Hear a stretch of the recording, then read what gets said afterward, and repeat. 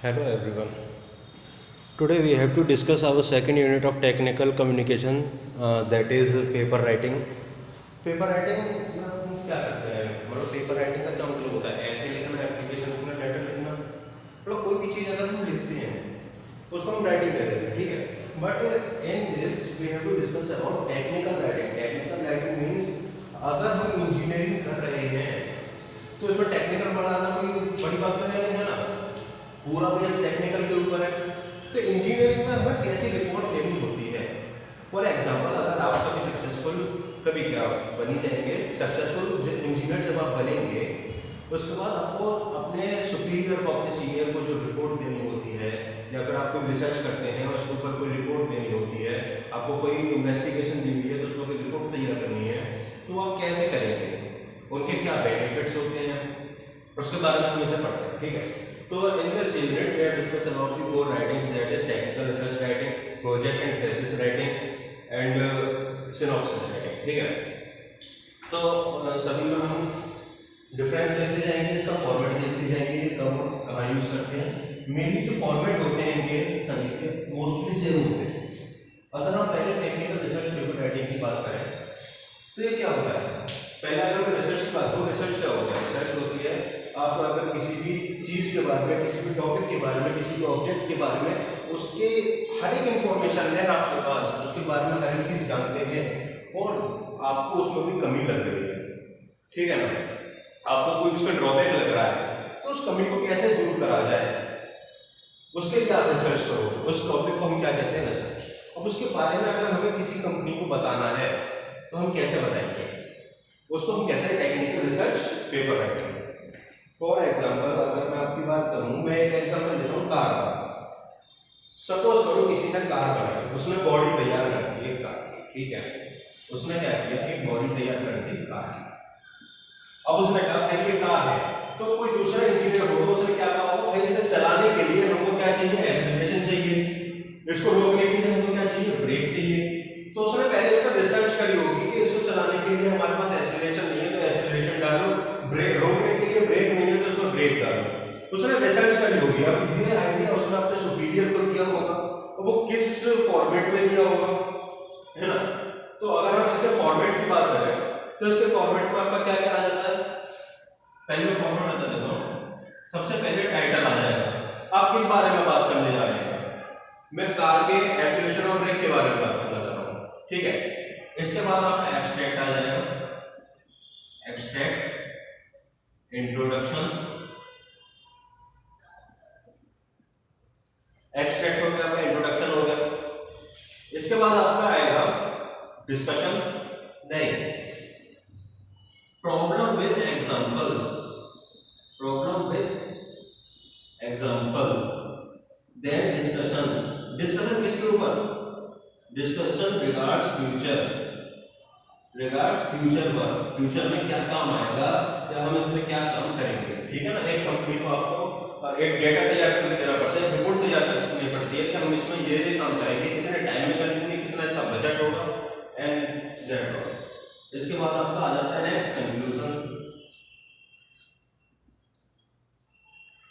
And after that references, ठीक है। अब एक एक चीज को हम डिस्कस करते हैं इसमें। बेसिकली टेक्निकल रिसर्च राइटिंग का बता दिया क्या होता है। आपका किसी भी चीज पे आपको रिसर्च करनी है और आपने कोई रिसर्च करी, आपको कोई इसका ड्रॉबैक लग रहा है ना, और आपने कुछ ऐसा उसमें, अगर मैं इंडिया की भाषा में जुगाड़ कर दिया या कुछ इंजीनियरिंग की लैंग्वेज में कहूँ, उसमें कुछ आपने फिट कर दिया जिससे कि वो ड्रॉबैक खत्म हो गया, तो आप वो टेक्निकल रिसर्च पेपर लिख सकते हो उसके ऊपर। बेसिकली टेक्निकल रिसर्च पेपर में आपको उस ऑब्जेक्ट की जिसके बारे में आप रिसर्च कर रहे हो, रिसर्चिंग के लिए इतनी सारी इंफॉर्मेशन चाहिए होती है। आप मैगजीन से ले सकते हो, मीडियम कुछ भी हो सकता है, ऑनलाइन हो सकता है, ऑफलाइन हो सकता है, वेबसाइट से लो, यूट्यूब से लो, मैगजीन से लो, आर्टिकल से लो, कहीं से भी लो, लेकिन आपके पास इंफॉर्मेशन होनी चाहिए। मेरे पास एक मार्कर है तो मेरे पास, अगर मेरे को इस पर रिसर्च करनी है तो इस मार्कर की मेरे पास इंफॉर्मेशन होनी चाहिए कि इसकी प्लास्टिक की बॉडी का डायमीटर क्या है, रेडियस क्या है, लेंथ क्या है, थिकनेस क्या है, जो इसकी प्लास्टिक है वो किस किस चीज से मिलकर बनी है, ये व्हाइट क्यों है, ये व्हाइट ही क्यों बनाया गया, इन सब के ऊपर ये सारी इंफॉर्मेशन मेरे पास होनी चाहिए, ठीक है। तो अगर इसमें एक ही बात करें तो टाइटल की बात करें, सपोज करो मैंने टाइटल ले लिया कार का, तो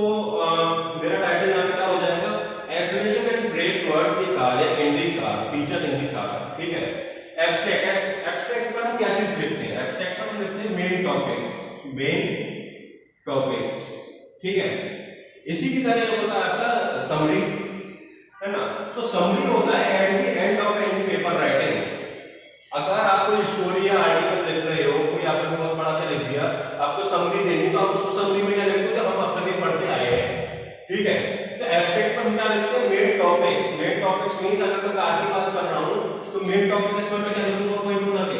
अगर मेरे को अपने सीईओ को रिपोर्ट देनी है कि कार में टेक्निकल रिसर्च पेपर में मैं किसके बारे में बात करना चाह रहा हूं, ब्रेक्स के बारे में बात करना चाह रहा हूं, एक्सीलरेशन के बारे में बात करना चाह रहा हूं, सेफ्टी फीचर के बारे में बात करना चाह रहा हूं, ठीक है। तो ये क्या हो गया, आपका एब्स्ट्रैक्ट हो गया यहाँ पर।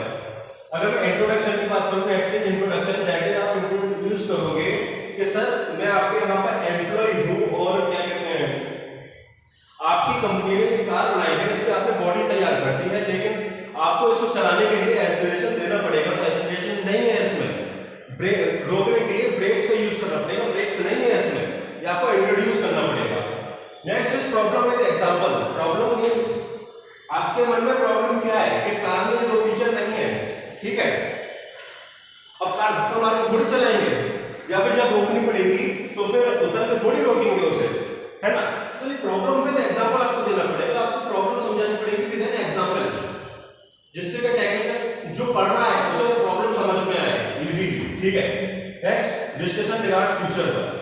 अब उसको आपको क्या देना है, अब आपको सिर्फ सॉल्यूशन देना है कि हम अगर फ्यूचर में इससे ऐसा करते हैं तो हमारा कितना बेनिफिट होगा, and this is conclusion. Conclusion क्या निकलेगा, कंक्लूजन ये निकलेगा सर आपने बॉडी तो बना दी, आपकी बॉडी खड़े खड़े बेकार हो जाएगी, इसलिए इसको यूज कर लिया जाए, and if we provide the feature of acceleration and brake, then we can use to move from one place to another place, है ना। तो ये इसका कंक्लूजन हुआ। नेक्स्ट है डिफरेंसेस। डिफरेंसेस मींस होता है आपने जो इंफॉर्मेशन ली है, जो आपने डेटा लिया है, वो कहां से लिया है, नेट से लिया है, आर्टिकल से लिया है, कौन सा आर्टिकल से लिया है, कौन से ऑथर ने ये बात कही है, कौन से साइंटिस्ट ने ये बात कही है, कौन से YouTube चैनल से आपने लिया है, ये सब आपके रेफरेंसेस बना करता है। अब मैं एक आपको टेक्निकल रिसर्च पेपर का एक एग्जांपल देता हूं। सपोज करिए ऐसा होता है कि जो बाइकर्स होते हैं, बाइकर्स नई कार का एग्जांपल लेते हैं फिर से, जो रात को कार चलाते हैं हाईवेज पर, या फिर जिनकी लेट नाइट ड्यूटीज होती है, तो फिर उनको नींद आने लगती है ना। तो मोस्टली जो एक्सीडेंट होते हैं वो इसी वजह से होते हैं कि वो थोड़ा सो जाते हैं चलाते चलाते और एक्सीडेंट हो जाता है। तो इसमें क्या दोगे, टाइटल क्या दोगे, safety feature in cars reduce the accidental problems due to car. Abstract क्या दोगे, एब्स्ट्रैक्ट मींस के अब आपका क्या यहाँ पे एब्स्ट्रैक्ट है, मेन टॉपिक क्या है, स्लीपनेस, है ना। तो ऐसा कर सकते हैं कि जो कार होता है, कार के विंडशील्ड पर अगर हम एक IR सेंसर लगा दें या फिर आई ब्लिंकिंग सेंसर लगा दें, जिसमें कि आपका अगर 15 सेकंड के लिए आपकी आईज क्लोज होती है तो अलार्म बीप करने लग जाएगा लाइक ए हॉर्न, जिससे कि ड्राइवर जो है उसकी स्लीप खुल जाए। ऐसा कर सकते हैं, नहीं कर सकते।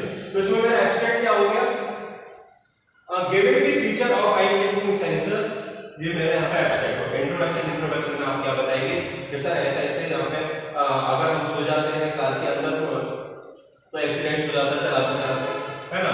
प्रॉब्लम में एग्जांपल में आप क्या देंगे, आप पिछली कोई रिपोर्ट ले लीजिए, पिछला कोई डेटा ले लीजिए न्यूज़पेपर से, आर्टिकल से, जो ऐसा हुआ हो उसको आप एग्जांपल में दे सकते हैं।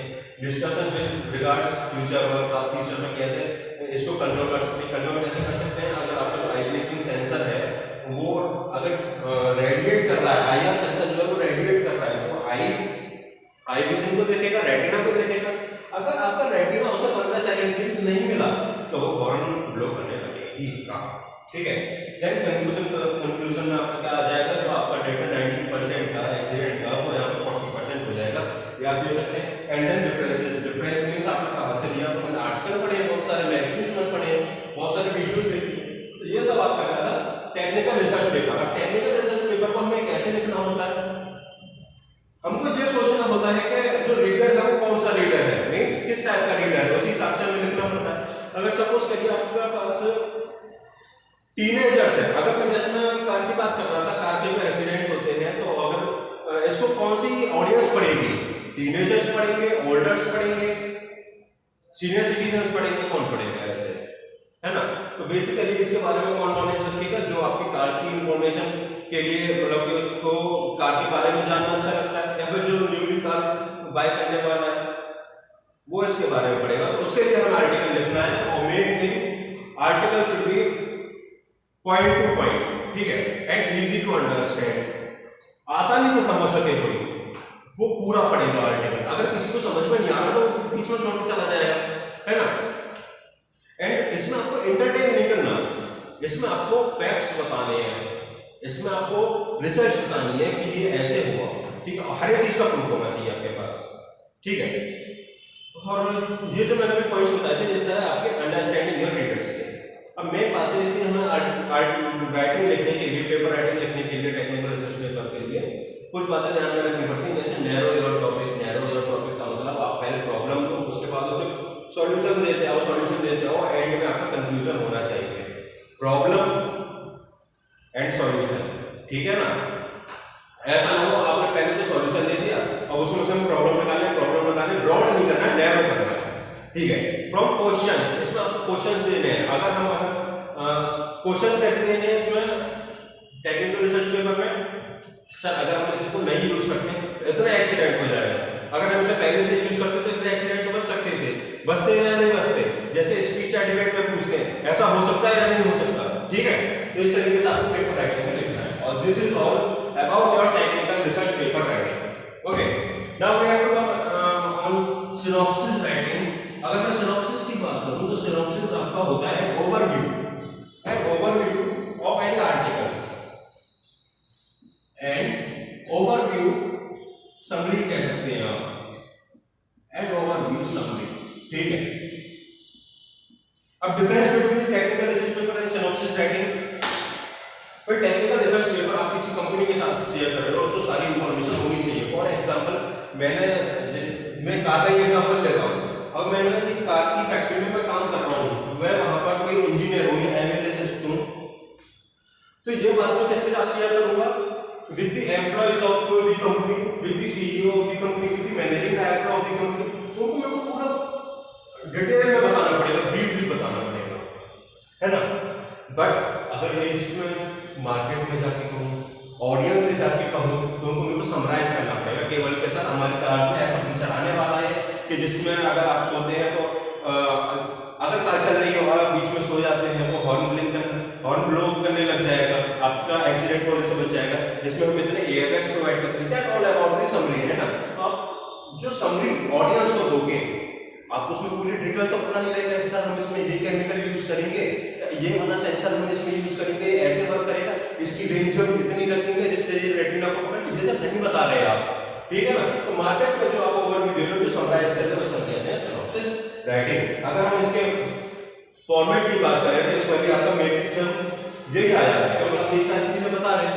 आप कोई आर्टिकल लिखने जा रहे हैं, या फिर आपने कोई एडवर्टाइजमेंट देखा हो, या आर्टिकल ही समझो न्यूज़पेपर में, उसमें कोई नई कार है, उसके फीचर्स बताते हैं, एक बड़ा सा पेज आता है, उसमें बीच में बड़ी सी कार बनी होती है, जहाँ पे फीचर्स लिखे होते हैं, 1.5 turbo engine, 1.5 litre this engine, smart braking, ABS, ADS, वो क्या होता है?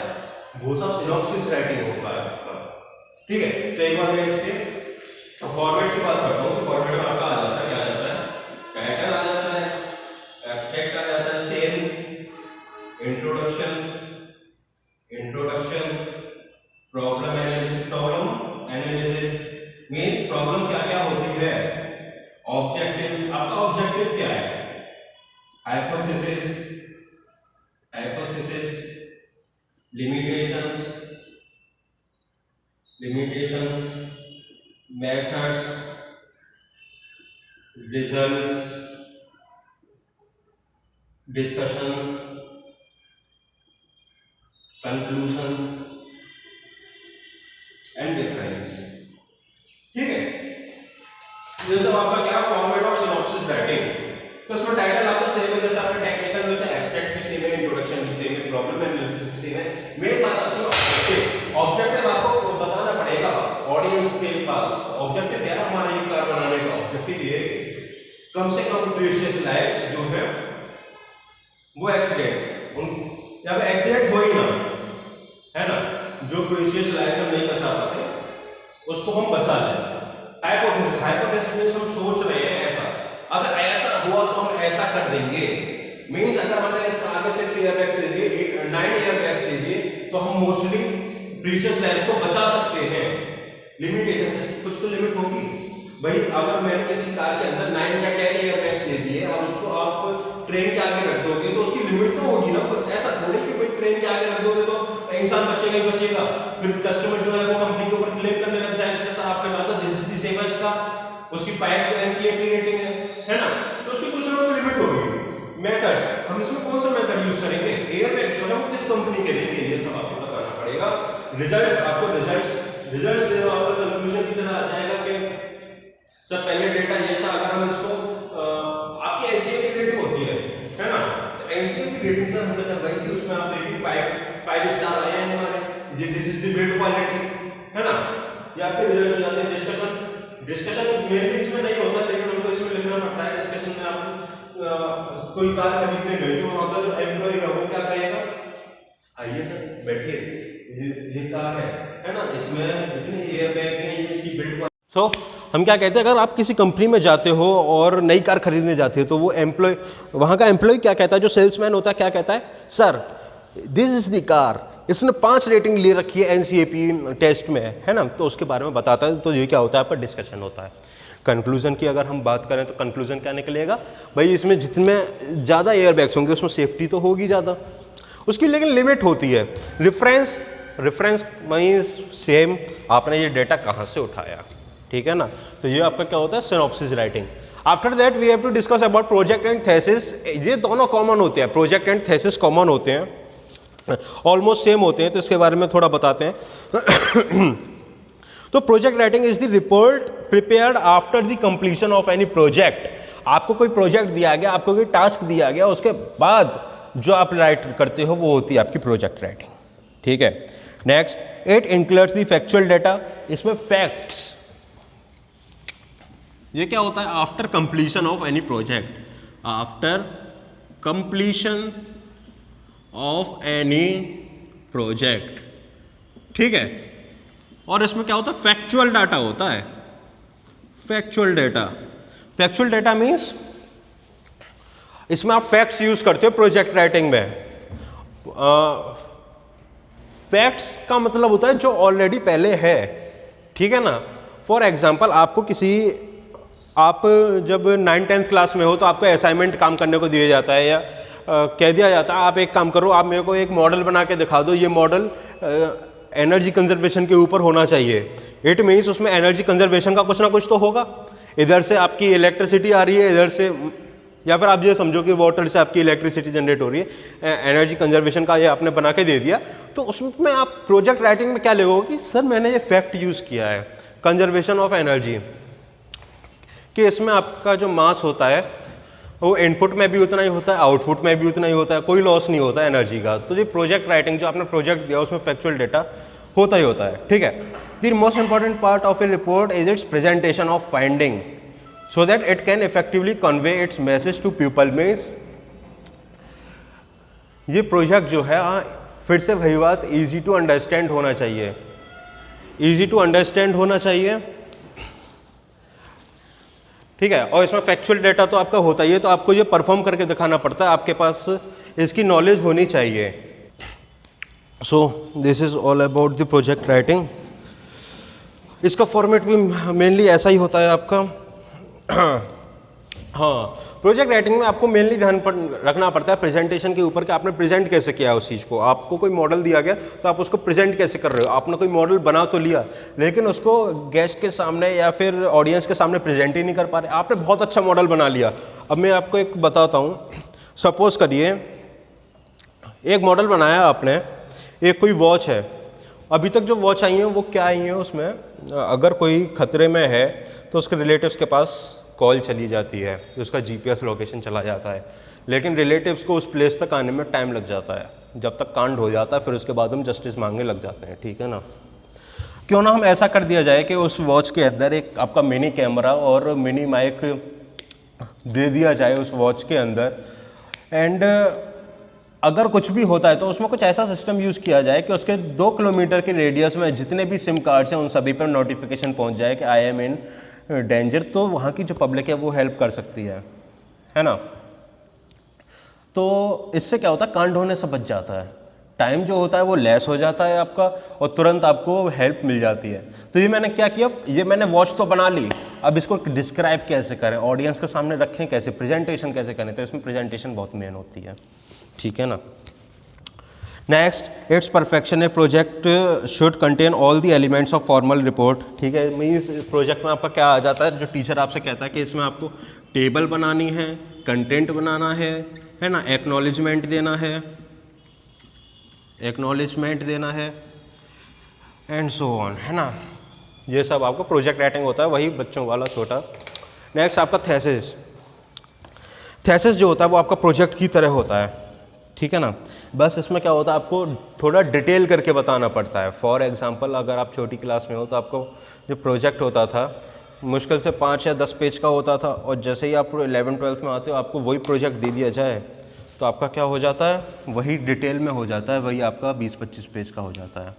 जिस तरीके से अगर बात की जाए, अगर मैं आपसे कहूँ law of conservation of mass बताएं, तो जो छोटा बच्चा होगा वो आपका 1 या 2 लाइन में बता देगा, that mass neither be created not be destroyed, means energy वाला ये।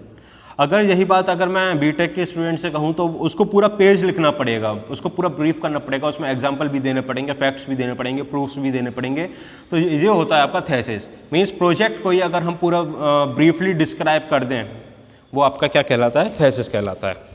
It should be effective by clarity, means इसमें क्लियर वर्ड्स होने चाहिए, ईजी वर्ड्स होनी चाहिए, ईजी टू अंडरस्टैंड आपके सभी होने चाहिए। ऐसा कुछ नहीं हो कि आप इतनी हार्ड इंग्लिश लिख रहे हैं, किसी को कुछ समझ में नहीं आ रहा, कोई पढ़ ही नहीं रहा, है ना। चलिए अब इसमें आपको कुछ ऐसे पॉइंट्स लिखने पड़ते हैं जिससे कि ऑडियंस आपके फेवर में आए।